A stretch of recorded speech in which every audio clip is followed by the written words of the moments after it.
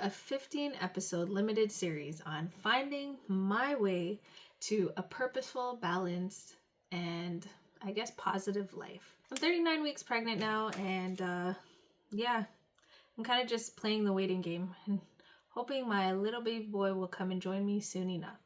I'm going to be covering topics such as family, partnership, career, pregnancy, life transitions really as a whole. And today's episode, I'm really going to focus on my pregnancy journey this time around. This is my second child. Yeah, it's been different. I live here in a basement apartment with my husband in his parents' house. And it's really comfortable. This is a big difference from the first pregnancy. So now that we're here in this space, how has pregnancy been going? I feel like I'm really well supported here, and I'm very happy to be here because the space is comfortable for me. One of the funny things about being in any West Indian household is they will never stop telling you their story of pregnancy. So I took mat leave around 1 month before I'm due.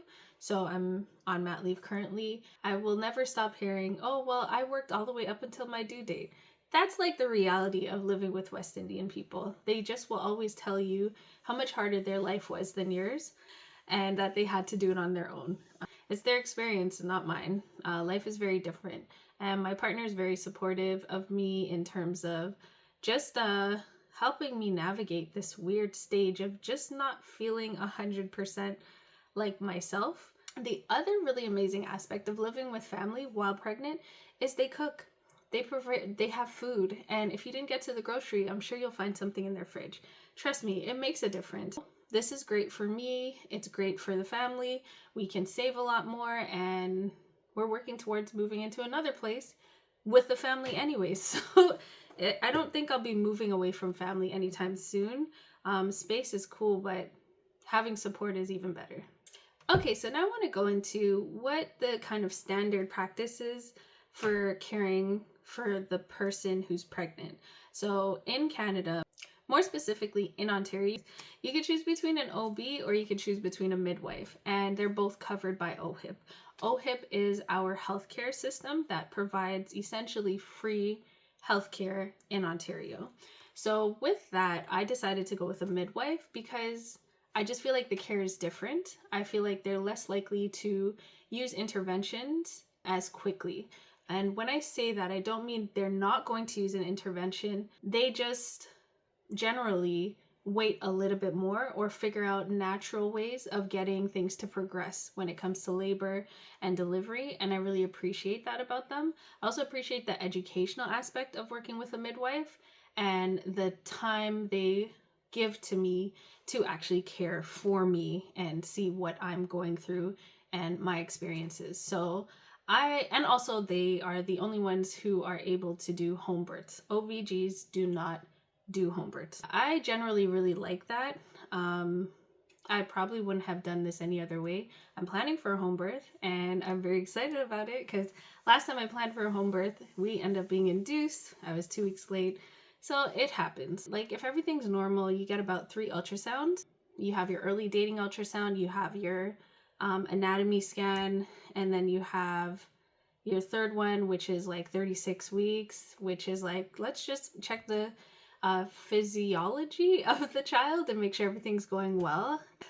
All of them went well, thank God. I haven't had any issues during this pregnancy except for personal discomfort, like not sleeping great and just being tired. They also do quite a bit of blood work while you're pregnant.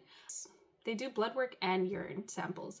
And that's because they have to check and see if you are, if your iron levels are okay, if the rest of your blood is okay, is your body performing optimally to carry a child? And then other interventions, I guess, would take place if it wasn't. So one thing I dealt with my last pregnancy and this pregnancy was low iron. I managed to bring it all the way back up in this last stretch, which has been great. I don't feel as tired. I noticed that in general, Black women suffer from lower iron, but throughout pregnancy, it is common to have lower iron. So far, I've been taking supplements. Monitoring increases in your third trimester as you progress into those later stages. So now I'm seeing the midwife every 2 weeks because we're at the point where we could go into labor at any point. And they check for gestational diabetes, preeclampsia, so they regularly monitor your blood pressure, and they also check in the later weeks to see if you are if you're carrying a certain virus. Now, I can't remember what the virus is, but they're going to do the test. It's through a swab. If you have it, they give you like a little antibiotic for it. If you don't have it, then you're fine. And that's generally the monitoring process when you're in Ontario. So let's get into mat leave. Mat leave in Canada, you are entitled for up to a year or 18 months. But the problem is you're not actually getting more money. Your money's just spread out over a longer term. So instead of my 1 year amount, say I was going to get $100,000 for 1 year, if I did 18 months, then it would be $100,000 over that 18 months. So I opted for the 1 year just because realistically, I actually started working close to the time I found out I was pregnant. Had no idea. And it was just like, oh my gosh, how is this going to work? And this is the first time I'm actually going to be on mat leave, because the last time I got pregnant was during COVID. But this time I'm actually working and had to go on mat leave. Once you leave your workplace, you fill out your forms, your employment insurance forms, and you also obviously alert your employer and let them know. It was crazy because after I got hired on the job, I think it was about a month in, was when I realized I was actually pregnant, because my husband was like, hey, I think you're pregnant. And I was like, I know my body. But at the same time, having a miscarriage previously, you're kind of like, I don't know if I want to really jump to that conclusion. I'm kind of scared. You don't want to get your hopes up. But it turned out that I am in fact pregnant. When we found out, it was like, oh, I just started this job working at a gym, and I can't, like, this is not great timing, but also like, I don't know what my employer is going to do. So for me, it was just a matter of keeping that to myself, because again, having the fear of the miscarriage from the past, and then also starting with this new job, I was just like, this is mine. I'm not going to say anything until I feel like I'm in a safe zone. And let's move on to exercise and diet. I was vegan up until my last pregnancy, and after that I became vegetarian. This pregnancy is interesting because now I eat like seafood and fish. I would say I'm a pescatarian at this point, but my husband's still vegetarian, so is my daughter. And I don't really have any issues with diet. I don't have any issues with low calcium. Like I said, iron was low the last one, iron was low this one, but with supplements, you're able to get that back. This is the iron pills I'm using now, which I think really works well because it has spirulina as well. So the absorption is a little bit better than the iron pill I took before. One thing about iron pills, they will make you constipated, and you don't take it on an empty stomach. And constipation during pregnancy is already a big thing, so it's like double whammy when you're taking an iron pill.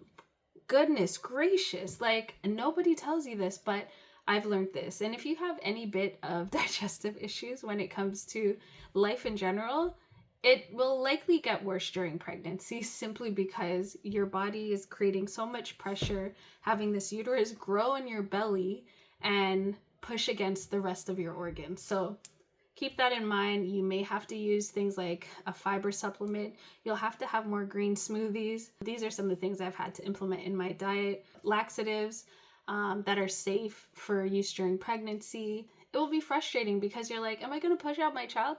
No, you're not. They're in a different sac, but the pressure does feel like it's coming from the same place. So it's something to think about if you are already dealing with digestive issues. Another way I combat these issues of constipation, as well as some of the issues that come with, you know, your belly just taking up all the space, I have a probiotic.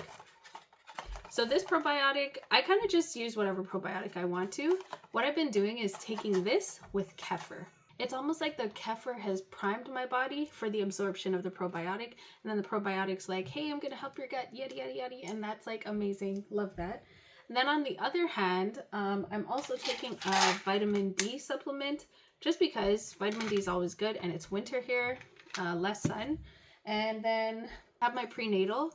I'll put a picture down. This is the one I was using, and I just ran out of it. And then this is ginkgo biloba. So this is actually, it's called memory caps, but it's meant to enhance your memory. And I noticed this was really helpful when I started to get foggy when I was working still and in this 3rd trimester. So I recommend this because my husband got it for me when I told him, like, I feel like I'm not processing the same, and it helped. Now, it helped enough to get me through those last few weeks of work, but now that I'm off work, I don't feel like I'm as foggy because I guess there's not so much on my mind. The last thing I want to share when it comes to vitamins, diet, supplements, this is my daughter's immunity vitamins.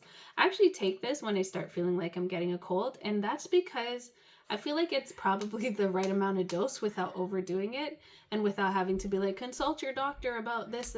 I mean, still consult your doctor if you want to, but this is important for me. Like, I know my body, generally speaking, even during pregnancy.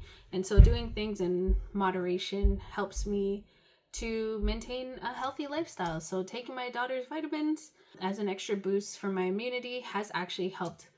Let's talk a bit about exercise. So from the very beginning of my pregnancy, again, I was working at a gym. Before I knew, I started doing classes. I was doing spin class.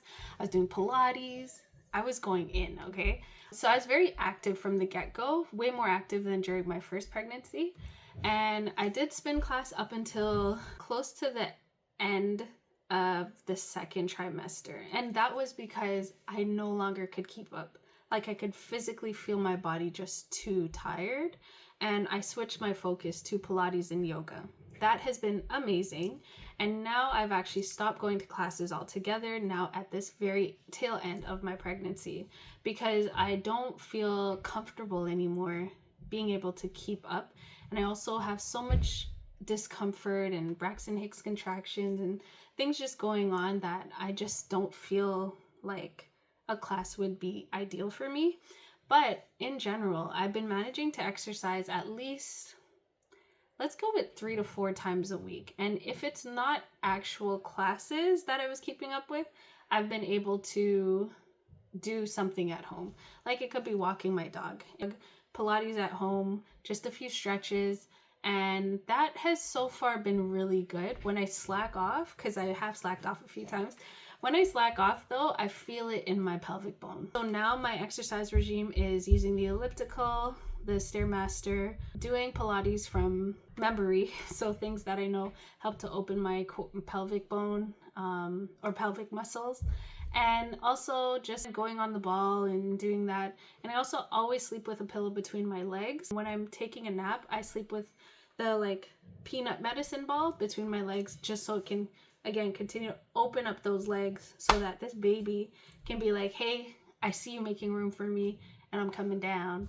I hope these things are helping, but if they're not, I'll be sad. That's it for today's video. Really want to share my pregnancy journey, some things that I've been doing along the way to ensure that this baby is growing healthy and developing well.